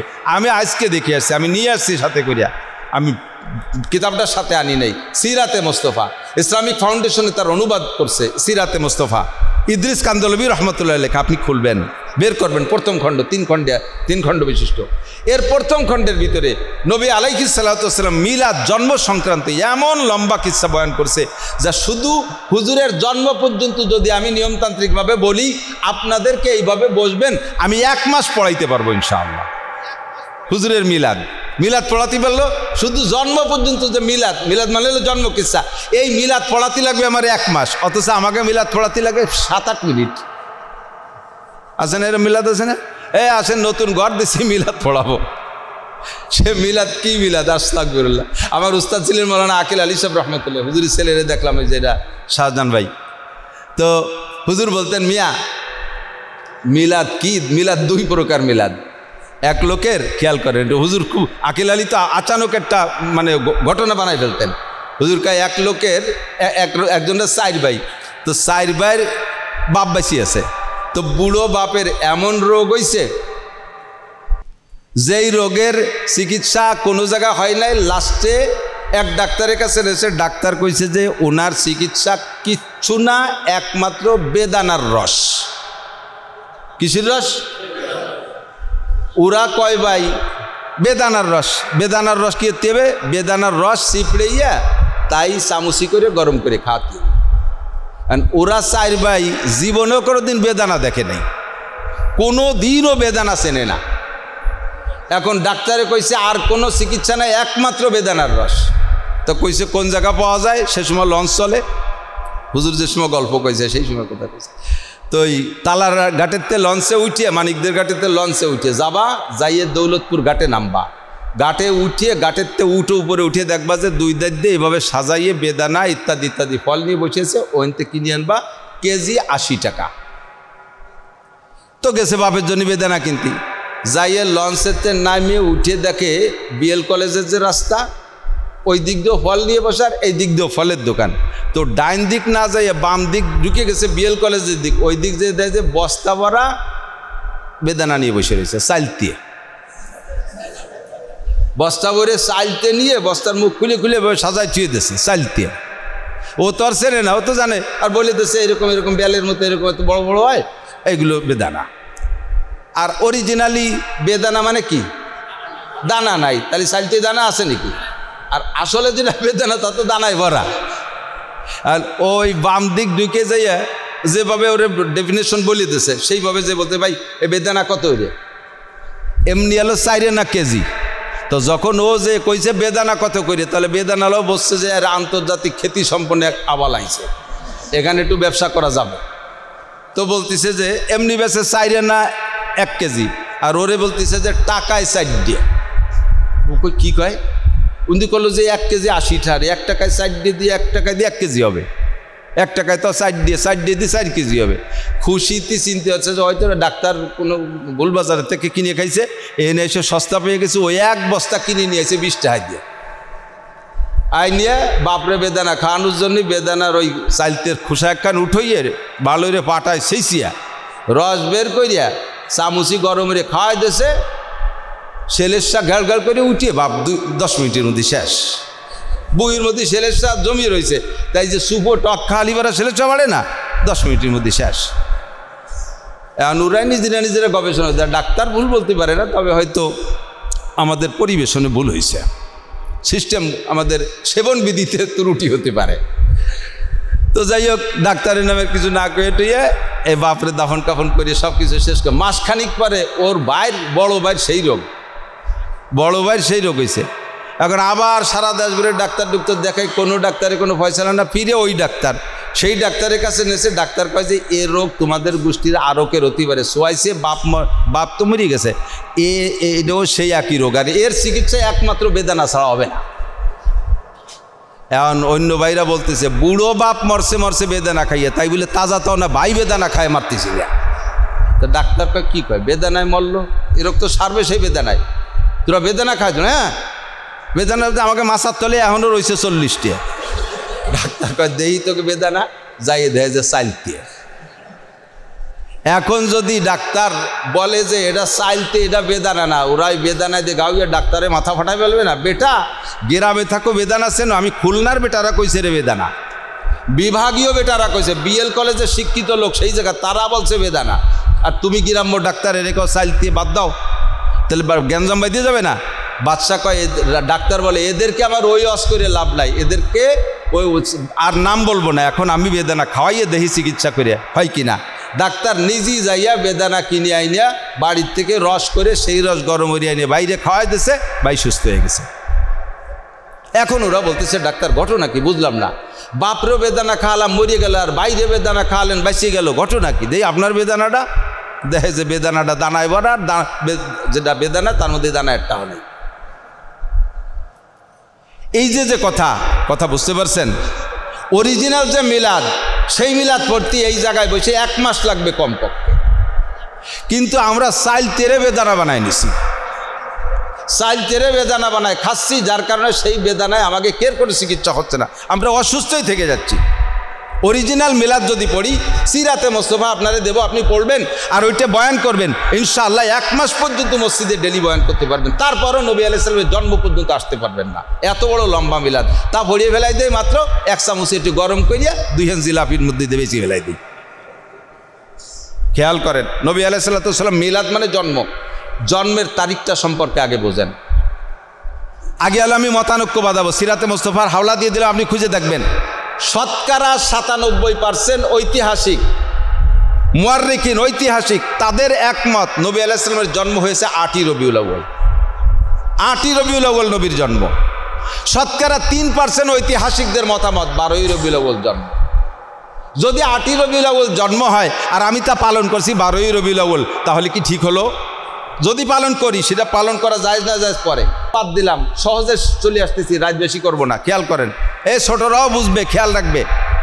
যদি মতানৈক্য না করি যে না নবীর জন্ম 12ই রবিউল আউয়াল, মৃত্যুও 12ই রবিউল আউয়াল, একটু আপনাদের সাথে আর একটু বোঝার জন্য আমি বলতেছি। আপনারা হয়তো বলবেন যে হুজুর, আল্লাহ নবীর মতো এত বড় একজন মহামানবের জন্ম তারিখ নিয়েও মতানৈক্য, আপনাকে হুজুরকে সপ্তাহের মধ্যে মতানৈক্য। এক হুজুর কয় কানে উলো দিতে হবে বারবার, আর এক হুজুর কয় দিতে হবে না, এক হুজুর কয় সিনের পর সানা বানতে, আর এক হুজুর কয় নাবির পর, এত মতানৈক্য, তাই বলে নবীর জন্মের মধ্যেও মতানৈক্য? হ্যাঁ, মতানৈক্য হতেই পারে। আমরা এত বড় শিক্ষার যুগে আইসা 70-80 বছর বয়সের মুরব্বী যারা আছেন, তারা একেবারে পিওর বলতে পারবেন আপনার জন্ম তারিখ যেটা খাতায় লেখছেন, সার্টিফিকেট লেখছেন, ওইটা কি আপনার শিওর জন্ম তারিখ? আমার মার কাছে আমি জিজ্ঞেস করছি, যখন আইডি কার্ড করতে হবে, বললাম যে মা আমার জন্ম কবে? তা মা কি কবে? মা কয় যে ওই তো যুদ্ধের আগের বছর। তারিখ তুরিখ তো তা মার মনে নাই, যুদ্ধের আগের বছর। আমাকে গোপালগঞ্জের নেতা বঙ্গবন্ধু শেখ মুজিবুর রহমান সাহেবের, উনি যখন নেতা হয়ে গেছে 15ই আগস্ট মারা গেলেন, এই মরার তারিখটা তো সব উম্মতের জানা আছে, কিন্তু উনি এত বড় নেতা হবে এটা কি জন্মের সময় ওনার আব্বা মা দাদা দাদি জানতো? আর সেই সময় কি জন্ম নিবন্ধনের আইডি কার্ডের যুগ, এত বড় শিক্ষার যুগ, ওনার জন্ম তারিখ জেনুইন কোন তারিখ এটা উনিও জানতো না। এই সার্টিফিকেটের জন্য ওটা একটা তারিখ দিয়ে নিতে পারে।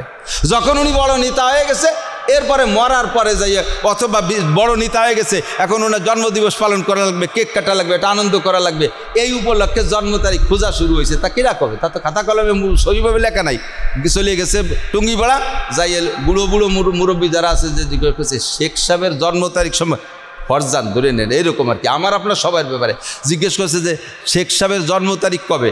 এক বুড়ি কয় যে সেই সময় তো তেমন কেউ নেই, আমরা 2-3 জন আছি, আমার মনে আছে 40 সালে জ্বরের আগে।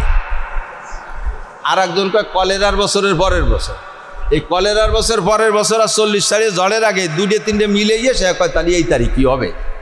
তো এই যে 1400 বছর পরে এসে এত শিক্ষার যুগেও যদি আমার আপনার জন্ম তারিখে জেনুইনটা ঠিক না থাকে, বলতে না পারি, তাহলে সেই সময় এই হিসাব রাখছে কিনা? যখন বিশ্বনবী বড় নবী হয়ে গেছেন তখন তার পিছনের ব্যাকগ্রাউন্ড খোঁজা শুরু করছে। খুঁজতে খুঁজতে যে দেখা গেল যে 570 খ্রিস্টাব্দে এপ্রিল মাস তারিখ মিলে দেখে 97 জন ঐতিহাসিক এবং ভৌগোলিক বিজ্ঞানী যারা আছে তারা সেই সময় যারা ছিল হিসেব করে দেখে তাতে 8ই রবিউল আউয়াল হয়। এই হিসেবে নবীর জন্ম তারিখ 8ই রবিউল আউয়াল। ইসরায়েলরা ইহুদিরা নবীর জন্ম তারিখকে বিকৃত করছে মুসলমানদের ভিতরে, ইসলামের ভিতরে ভেজাল সৃষ্টি করার জন্য, কিন্তু আমরা সেই 12ই রবিউল কে কবে কয়ে দিছে সেই তালে নাস্তি তালে আছে। বাহার হাল এদিকে আসেন, তারপরেও যদি ধরে নেই, খেয়াল করতেছেন তো আমি কি কইছি, মতানৈক্য যদি বাদও দেই, একমত পোষণ করি যে হ্যাঁ নবীর জন্ম 12ই রবিউল আউয়াল, এটা ধরে নিলাম, আর মৃত্যু যে 12ই রবিউল আউয়াল, এর মধ্যে এটা কি ধরে নেওয়া লাগে? এটা তো শিওর মৃত্যু 12ই রবিউল আউয়াল, এর মধ্যে কোনো সন্দেহ? রবিউল আউয়াল মাস ঠিক আছে, সোমবার ঠিক আছে, শবে সাদেকের সময় জন্ম মৃত্যু এটাও ঠিক আছে, তারিখ বার সোমবার তাও ঠিক আছে, কিন্তু তারিখ নিয়ে গ্যাঞ্জাম, ওই গ্যাঞ্জাম বাদ দিয়ে ধরে নিলাম 12ই রবিউল আউয়াল জন্ম, 12ই রবিউল আউয়াল মৃত্যু।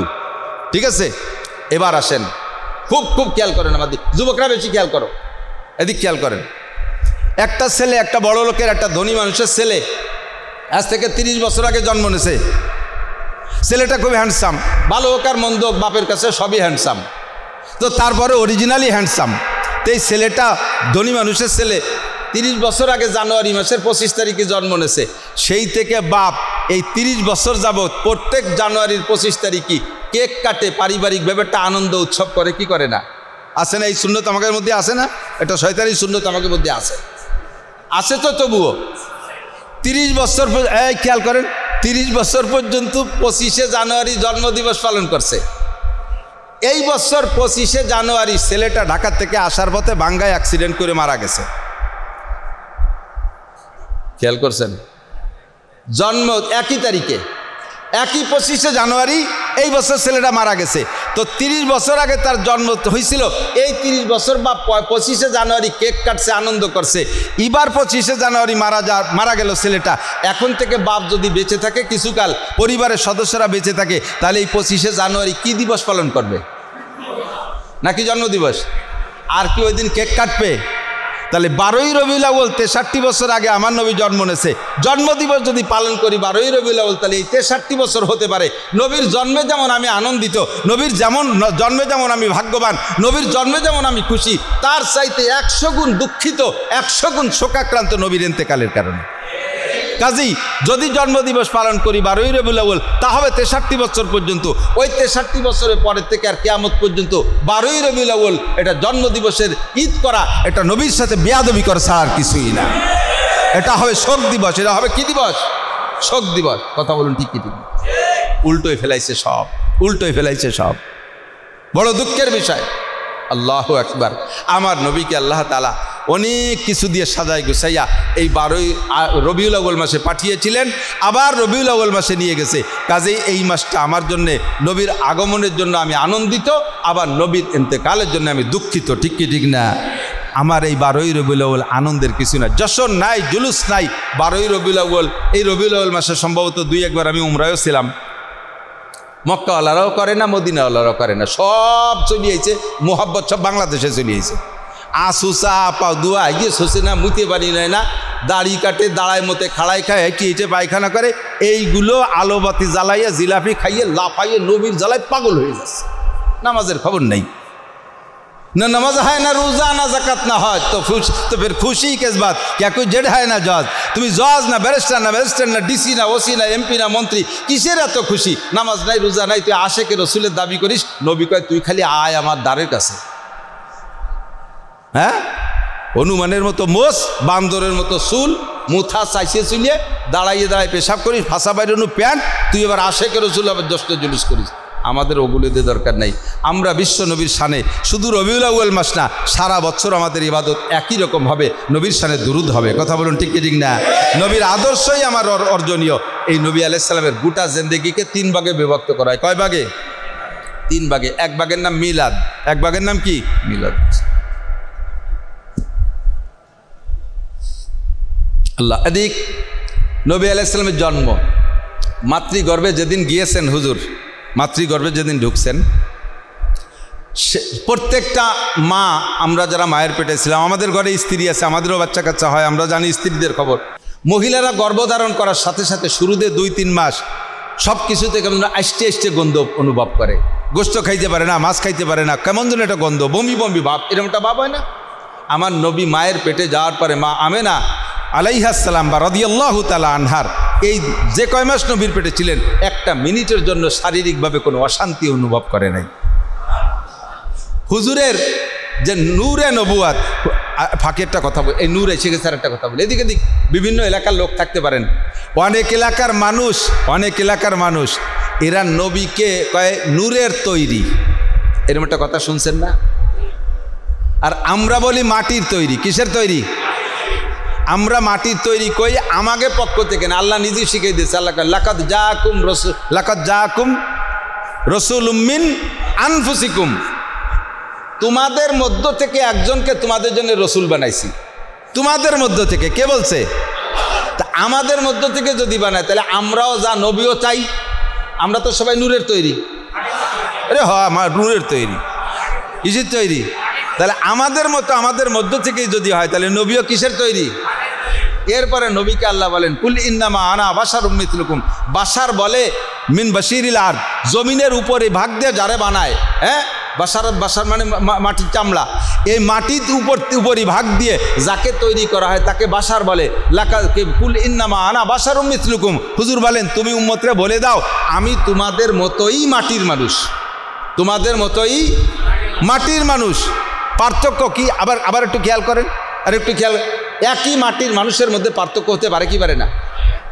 আমাদের তৎকালীন প্রধানমন্ত্রী শেখ হাসিনা, ওই টুঙ্গিপাড়াকে আরও হাসিনে নাই?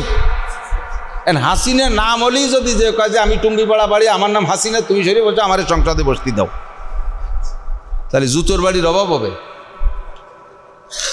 একই মজিবার কত আছে না, একই জিয়া কত আছে না, সব জিয়া কি একদরে বিক্রি হয়? সব ইরশাদ একদমে বিক্রি হয়। সব শামসুল হক, সদস্যও শামসুল হক, আর আমাকে এলাকায় কত শামসুল হক আছে যে মানে বিড়ির ভাষায় দিয়ে বিড়ি ধরায়, নিজের ভাষায় দিয়ে ওটা ধরায়। এরকম আসুসার শামসুল হক আছে না? নাই, আছে না? পার্থক্য কোন জায়গা? শামসুল হকের মধ্যে যে জিনিস আছে এই শামসুল হকের মধ্যে তাই নাই, শেখ হাসিনার মধ্যে যা আছে এই হাসিনার মধ্যে তাই নাই, শেখ সাহেবের মধ্যে যা আছে এই শেখের মধ্যে তা নাই। এরকম বহুত শেখ তো হতে গড়িয়ে রয়েছে, ঠিক না? তা আমার নবীকে আল্লাহ মাটি দিয়ে বানাইছে, তার ভিতরে আল্লাহ আলাদা একটা ফোকাস দিয়েছে। এদিক তাকান, পানির গিলাস কি দিয়ে বানায়? পানির গিলাস কি দিয়ে বানায়? কাঁচ দিয়ে, তাই না? পানির গিলাস কাঁচ দিয়ে বানায়। আর এই যে কারেন্টের যে বাল্বগুলো, ওগুলো কি দিয়ে বানায়? প্লাস্টিকও হচ্ছে জানি, মূল তো কাঁচের, তাই না? তো এই কাঁচের এই লাইটটার বডি কি দিয়ে বানানো?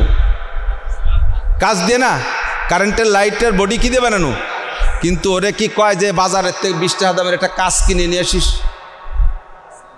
আপনাকে ঘরে লাইট কেটে গেছে, ছেলেরে কি বলেন যে বাজারের থেকে 25 টাকা দামের একটা 100 পাওয়ারের কাঁচ কিনে নিয়ে আসিস, কি কয়? তা লাইট মানে তো আলো, বলবে কি যে 100 পাওয়ারের আলো কিনে নিয়ে আসিস, তা কি কয়? লাইট কয়। বাল্ব বলে, লাইট বলে। বাল্বরে কি কয়? লাইট বলে না? তা লাইট মানে তো আলো, কিন্তু লাইটটা বডি কিসের? কাঁচের, বডি কাঁচের। তা কাঁচের লাইটের বডিটা কাঁচের, ভিতরে লাইট, ভিতরে লাইটের কারণে কাঁচের বডির নাম হয়ে গেছে লাইট। সেম মুহাম্মদুর রাসূলুল্লাহ মাটির মানুষ, তার ভিতরে নূরে নবুয়ত ঢুকার কারণে সে নূরের নবী হয়ে গেছে। কিন্তু বডি কিসের? বডি কিসের? মাটির। বাকি নবীকে যদি আমি মাটির মানুষ বলি, আর একটা জিনিস বুঝে নেন, কষ্ট হচ্ছে? একেবারে অপ্রয়োজনীয় কথা বলতেছি নাকি? এটা আকীদার সাথে জড়িত, এটা বিশ্বাসের সাথে সম্পর্ক। মনে রাখবেন, নূর একমাত্র কে? আল্লাহ। আর নূরের তৈরি ফেরেশতা, নূরের তৈরি ফেরেশতা। আর নূর স্বয়ং নূর আল্লাহ, নূরের তৈরি ফেরেশতা। এই আকীদা, এটা ঈমানের অঙ্গ, এটা ঠিক রাখবেন। নবীকে যদি বলেন নূর বা নূরের অংশ, নূরের তৈরি, তাহলে আপনি মুশরিক হয়ে যাবেন। আপনি নবীর প্রশংসা করলেন না, নবীকে আপনি খাটো করলেন, আরও নিজের ঐতিহ্যকে নষ্ট করলেন, নিজেদের দাম কমাইলেন। খেয়াল করেন, খেয়াল করতেছেন? তৎকালীন প্রধানমন্ত্রী আমাদের গোপালগঞ্জের মেয়ে শেখ হাসিনা, তাই না? আমরা বলতাম প্রধানমন্ত্রীর বাড়ি কোথায় কোথায়? গোপালগঞ্জ। এই বলতাম না? এ বললে আমাদের লাভ আছে, বললে আমাদের মূলত মেয়েদেরকে বিয়ে দেওয়ার পরে তার পরিচয়টা কোন জায়গার সাথে হয়? শ্বশুরবাড়ির সাথে হয় না? শ্বশুরবাড়ির সাথে। তাহলে প্রধানমন্ত্রীর আমরা বিয়ে দিয়েছিলাম কোন জায়গা? রংপুর না? যে রংপুরে আগের কাছ থেকে কাইড়িয়ে আমরা গোপালগঞ্জ নিয়ে আইছি আমাদের ব্যক্তি স্বার্থের জন্য। গোপালগঞ্জের মেয়ে, গোপালগঞ্জের প্রধানমন্ত্রী, কতি পারলে আমাকে কলার জাতি সুবিধা হয়। দুনিয়ার দিক দিয়ে এইটা বোঝেন যে আর এক জায়গার বউ পুত্র বধূ, সেই জায়গার থেকে এই জায়গার মাইয়ে বলে সে এনতে টাইনি কই প্রধানমন্ত্রীর বাড়ি গোপালগঞ্জের। তাজা মিথ্যে কথা, শুধু ব্যক্তির স্বার্থ, দুনিয়ার স্বার্থের লোভে। তাহলে আমার নবীরে যদি নূরের নবী কও, আল্লাহ নূর আর ফেরেশতারা নূর, তাহলে নবী আমাদের থেকে অন্য জাতির থেকে হয়ে যাচ্ছে না? আমাদের থেকে বিচ্ছিন্ন, ফেরেশতাদের বংশ, তাদের দাম বাড়িয়ে যাচ্ছে, তা আমাকে দাম যায় কোন জায়গায়? যদি টানি টুনে নবীরে দলিল দিয়ে মাটির নবী বানাইতে পারি, মাটির মানুষ প্রমাণ করতে পারি, তাহলে আমরা মাটির জাতি, আমাদের দাম বেড়ে যাবে। কথা কোন ঠিক না? আমাদের মাটির থেকে আমাদের নবীর সৃষ্টি, কাজে আমাদের নবীও যেমন দামি, আমরা সেই নবীর উম্মত, ঠিক না? নবী আলাইহিস সালাতু ওয়াস সালামের চেহারা, বংশটা চলে আসছে কিভাবে? মৌলানা মাকসুদ সাহেব বলেছেন, আমি শুনছি কিছুক্ষণ। মুত্তালেব, আব্দুল মুত্তালেব। হুজুরের দাদার নাম কি? আসলে আব্দুল মুত্তালেব না, হুজুরের দাদার মূল নাম হলো সাইবাতুল হামদ। সাইবাতুল হামদ। হুজুরের বাপের দাদার নাম হাশেম। এখান থেকে 4 কুরসি আমরা মুখস্থ রাখি। হাশেমের পুত্র সাইবাতুল হামদ, সাইবাতুল হামদ। আর সাইবাতুল হামদ হাশেমের ছেলে, তার ছেলে আব্দুল্লাহ, আর তার ছেলে মোহাম্মদুর রাসূলুল্লাহ। তা আব্দুল মুত্তালেব বলে কেন? কয় ওই হাশেমের আর এক ছেলের নাম মুত্তালেব, হাশেমের আর এক ছেলের নাম মুত্তালেব। এই মুত্তালেবরা যে কয় ভাই, তার ভিতরে এক ভাই হলো সাইবাতুল হামদ। এই সাইবাতুল হামদ জন্ম নিয়েছিল মদিনায়, উনি উনার মায়ের একমাত্র সন্তান। হাশেম মদিনায় যখন গেছেন, মদিনায় যাওয়ার পরে ওখানে একটা বড় সম্ভ্রান্ত পরিবারের একটা মেয়ে ওনার সাথে বিধবা ছিল, ওই মেয়েটা বড় জমিদারের মেয়ে। এই মেয়েটা হাশেমের সাথে বিয়ে দিয়েছে। বিয়ে দেওয়ার পরে কয়েকদিন ওখানে ঘর সংসার করার পরে উনি গর্ভবতী হয়ে গেছেন। বাচ্চাটা ডেলিভারির আগে ওই কয়েকদিনের ভিতরে হাশেম ওখানে মারা গেছেন। মারা যাওয়ার পরে এবার সাইবাতুল হামদ জন্ম নিয়েছে মদিনায়। মদিনায় জন্ম নেওয়ার পরে সাইবাতুল হামদের চাচা মুত্তালেব ইনি মক্কিত, হাশেমের বাড়ি মক্কায়, সেখানে আগের স্ত্রীর সন্তান হলো মুত্তালেব। এই মুত্তালেব খবর পাইছে যে আমার আর একটা ভাই জন্ম নিয়েছে অমুক জায়গায়, সৎ ভাই, তো বাইরে আমি নিয়ে আসবো। বাইরে আনতে গেছে ঘোড়ার পিঠে, উটের পিঠে করে। তো উটের পিঠে করে রওনা দিয়ে যখন আনতেছে, এমনি ছোট মানুষ, আরও ও জায়গাতে ওনার মাও মারা গেছে, কয়দিন পর ওনার মাও মারা গেছে। এখন ওনাকে নিয়ে আসতে হবে। তো নিয়ে আসার ভিতর দিয়ে যেই পোশাকে আসতেছে, ধুলোবালির ভিতর দিয়ে আসতে আসতে একেবারেই ময়লা টয়লা হয়ে গেছে, কিন্তু চেহারা তো নুরানি চেহারা। এই চেহারার ভিতর দিয়ে আল্লাহর নবীর জন্ম হবে। তো এদিন হাশেম থেকে নূরে নবুয়তি দুনিয়া প্রকাশ পাওয়া শুরু হয়ে গেছে। হাশেমের থেকে সাইবাতুল হামদের ভিতরে, এবার সাইবাতুল হামদের এই নুরানি চেহারাটাই তাই ধুলোবালিতে একেবারে মলিন হয়ে গেছে। তো মক্কায় যখন ঢুকছে, তখন মানুষে জিজ্ঞেস করতেছে, মক্কায় যখন ঢুকছে, এই মুত্তালেব পিছনে কেড়ে? তা বলতেছে আমার গুলাম, আমার শতালু ভাই, আপন মানে বাপের সন্তান, আমার সৎ ভাই, তা না কয়ে কয়েক আমার গুলাম। তখন ওনার একটু মন খারাপ, কারণ গুলাম কইছে কেন? পোশাক আশাক ভালো না। মুত্তালেবের বংশের ছেলে মুত্তালেবের ভাই হোক আর ছেলে হোক, তার চেহারা এরকম হতে পারে, তো গুলামের চেহারা। এই জন্য উনি বলছেন গোলাম। তো গোলামরে আরবিতে কয় আব্দ, গোলামরে কি কয়? আব্দ। আর এই গোলাম পরিচয় দিয়েছে কে? মুত্তালেব। এই জন্য আরবিতে কয় আব্দুল মুত্তালেব, তার মানে মুত্তালেবের গোলাম। এই সাইবাতুল হামদ হুজুরের দাদা আব্দুল মুত্তালেব, এইভাবে তারা আব্দুল মুত্তালেব বলে। মূলত নাম হলো সাইবাতুল। আমি কি বুঝতে পারছি নি, কে বুঝতে জানি না, এই জন্যে তার নাম হলো আব্দুল মুত্তালেব।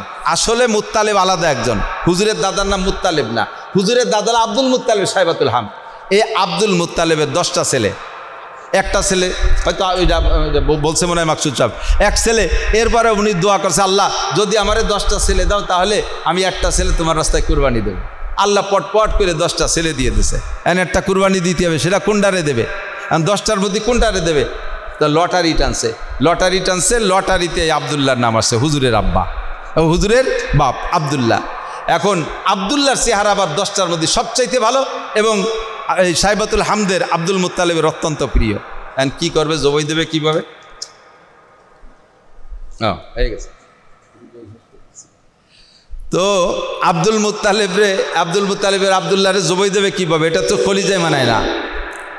তো তারপরও লটারিতে যেহেতু এসে গেছে আর মান্নত করছে, মান্নত পুরো করতে হবে, জবাই দেওয়ার জন্য নিয়ে চলছে। তো আব্দুল মুত্তালিব, এটা কি বলা হয়, আবদুল্লাহর বোন, আব্দুল মুত্তালিবের মেয়ে একজন, সে কান্নাকাটি করতেছে, আব্বা তুমি আমার বাইরে মাইরো না, আব্বা তুমি আমার আব্বার বাইরে জবাই করে না। এখন উনারও মায়া লাগতেছে, তা বলতেছে যে আব্বা তুমি এরে মারার আগে, জবাই করার আগে একটুই করো, লটারি করো। কিসের ভিতরে? 10টা উট আর ভাইয়ের ভিতরে লটারি করো, দেখো কার নাম আসে। তো 10টা উট আর ভাইয়ের ভিতরে লটারি করছে, প্রত্যেকবারই আবদুল্লাহর নাম আসে। এখন যাওয়া কোন জায়গা? এই করতে করতে 10টা করে বাড়ায়, আবার 10টা বাড়ায়, 90টা। পরে যখন 100টার নাম, 100টা দিয়ে মান্নত করছে, তখন 100টা উট আসছে, আবদুল্লাহ জান বেঁচে গেছে। এই আবদুল্লাহ থেকে পরবর্তীতে লম্বা কিস্সা, সময় হয়ে গেছে, 5 মিনিট বলছিল, তাও শেষ। বাকিটুক থাক, আল্লাহ যদি বাঁচায় রাখে সামনেবার হবে ইনশাআল্লাহ। সেখান থেকে আমাদের নবী, এরপরে নবীর আদর্শের ভিতরে জন্ম তো রয়েই গেল, তারপরে রয়েছে আখলাক, তারপরে রয়েছে সিরাত। ইনশাআল্লাহ নবীর সিরাত আর আখলাক সংক্রান্ত পরবর্তীতে আলোচনায় যদি আল্লাহ বাঁচায় রাখে শুনবো, শিখবো। যতটুক ফাঁকে ফাঁকে এসে গেছে ততটুকের পর আমল করা যাবে তো ইনশাআল্লাহ, যাবে তো ইনশাআল্লাহ। আল্লাহ তাআলা সহি বুঝ আর সহি আমল আমাদেরকে নসিব করে, সবাই বলে আমিন। দোয়া করবেন। হাফিজুর রহমান সাহেব আসছে নাকি? হুজুর আসছে? হুজুর কই? নিয়ে আসেন। মুক্তাসার কথার পর দোয়া করবেন আমাদের প্রাণপ্রিয় কোট মসজিদের ইমাম সাহেব, হুজুর দোয়া করবেন। হুজুর চলে আসছে। সুবহানাল্লাহি বিহামদিহি, সুবহানাল্লাহিল আযীম।